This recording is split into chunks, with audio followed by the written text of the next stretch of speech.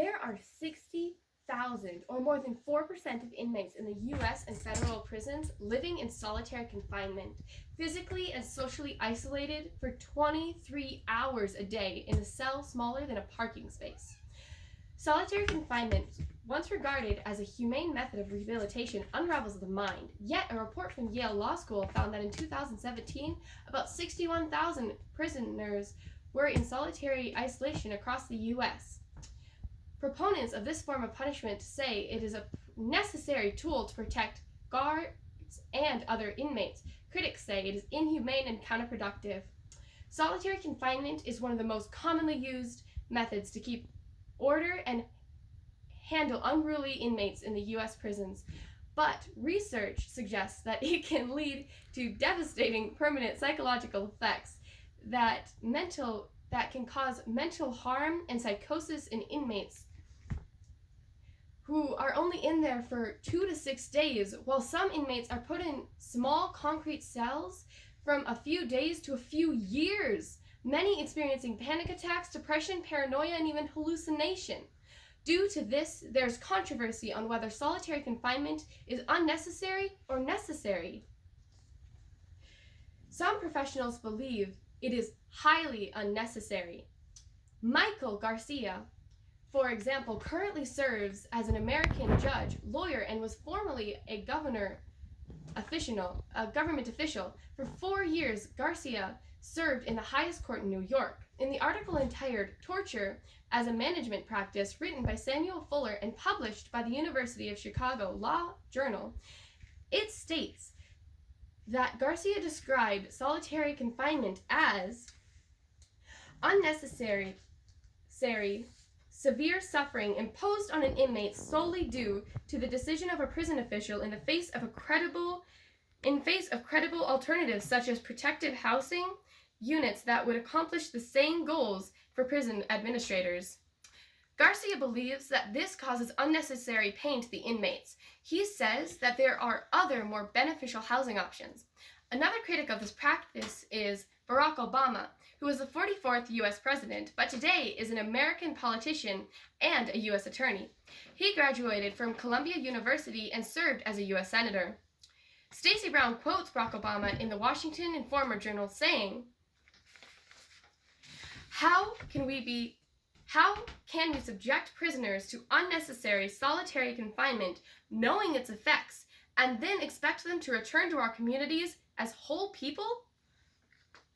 Obama believes that the practice of holding prisoners in cells with no human contact for extended periods of time will be counterproductive in many cases. He believes it is unnecessary and destructive. Barack Obama believes solitary confinement is counterproductive and harmful. Michael Garcia agrees, saying that there are better alternatives.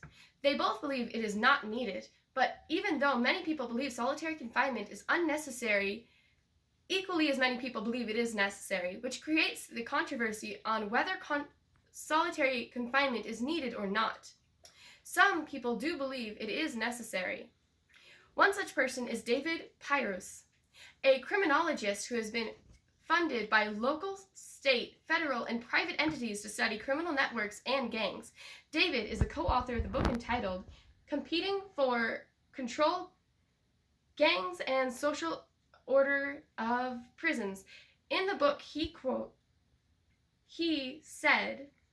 wrote, solitary confinement remains necessary to counter the threat of gangs. Prison officials endorse the practice as one of the few effective ways of stopping violence and keeping prisons safe. David argues that it is in fact necessary in order to break up gangs as well as keeping violent criminals away from other inmates whom they could injure. All of the people that would agree with David on this topic, Jess Walker, inmate code K77547, also deems solitary confinement as necessary. James Walker is a current resident at the Protective Management Unit at Correction Institute in Florida. He lives in a violence-prone, open barrack living quarters with 86 bunks, teeming with active gang members. In the article titled Solitary Confinement has beneficial, legitimate uses, written by Jess Walker and published by the Wall Street Journal. Jess Walker refers to David's books and even later stated that in the article solitary confinement is an effective and necessary managerial tool for prison officials, and it serves the inmates' best interest as well, even though many inmates don't recognize that fact.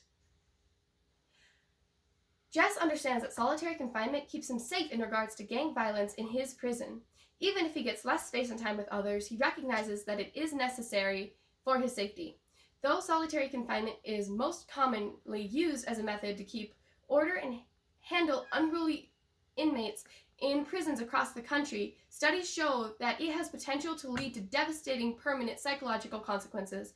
The lawyer, Michael Garcia, believes that there are better alternatives to solitary confinement, deeming it unnecessary, and the criminologist, David Pyrus, argues that in fact it is necessary in order to break up gangs and reduce violence in prisons. Barack Obama argues that solitary confinement was unnecessary, counterproductive, and harmful, while Jess Walker has first-hand experience and understands that solitary confinement keeps him safe from gang violence in his assigned prison.